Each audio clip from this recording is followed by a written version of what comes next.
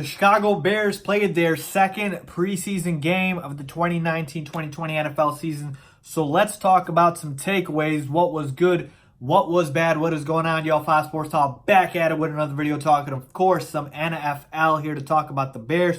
So if you're a Bears fan, go ahead and hit that big red subscribe button down below and make sure to turn on my post notifications by hitting the bell icon down below. And while you're at it, make sure to go ahead and follow me on my social media, my Twitter, my Instagram. Links down below for all of that. Bears fans, reach out to me. With that being said, as you guys can tell, talking about the second preseason game, giving you guys quick thoughts on what I liked, what I didn't like, what I saw, and what my main takeaways are. And again, it is preseason, so keep that in mind.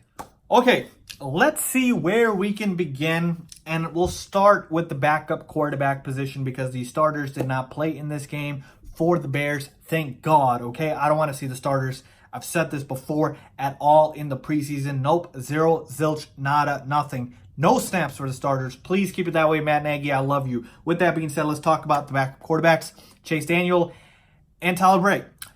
They played awful. Okay? I've got the stats here real quick on my board, and I'm going to be going through the rest of what I saw, the quick takeaways. But Chase Daniel, 12 for 18 for 103 yards, 66% completion percentage, but he took 3 sacks, bobbled a snap, just looked flat out awful, no pocket presence, and was just falling down. Now, keep in mind, we've got the second string O-line there, so that obviously you have to take into account. But here's the thing with Chase Daniel. He started 2 games for us last year, 1-1, and he looked pretty competent. But, and I don't want to read too much into this preseason game, but he does not look to me like the capable backup quarterback that I thought he would be. Now, again, we paid top dollar for Chase Daniel, so obviously we are compensating him very well to be the backup quarterback.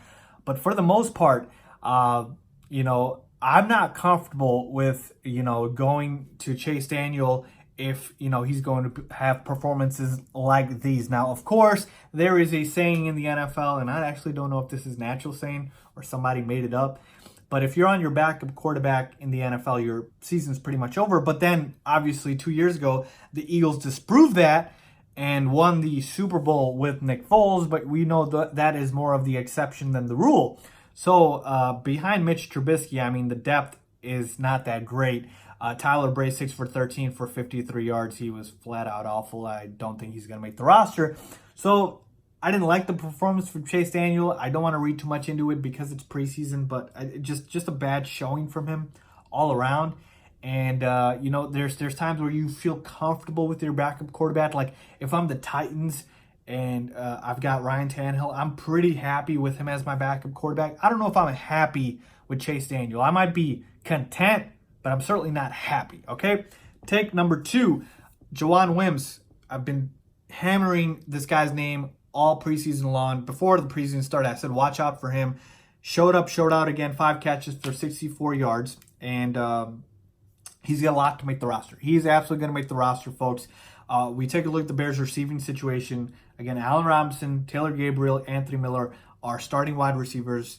And then behind that, you've got Riley Ridley, who I'm going to get to in a second here.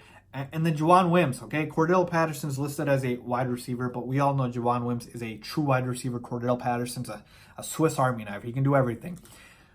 We're looking at Jawan Wims potentially being the 4th receiver, okay? Depending on how Riley Ridley does. And he made his debut, 3 catches for 19 yards. Not a lot in terms of statistical output, but I liked what I saw from him. Nice ability, obviously, that he's shown of route running and being able to catch the ball and being good with it as well. So I liked, obviously, the flashes I saw from Riley Ridley, but him and Jawan Wims are competing for that 4th wide receiver spot, and I believe Jawan Wims is going to win that position. That's not to say I'm down on Riley Ridley. I do believe he'll be good, but Jawan Wims has had a heck of a preseason, and I'm glad to see it because he is a talented receiver, and he's showing you that.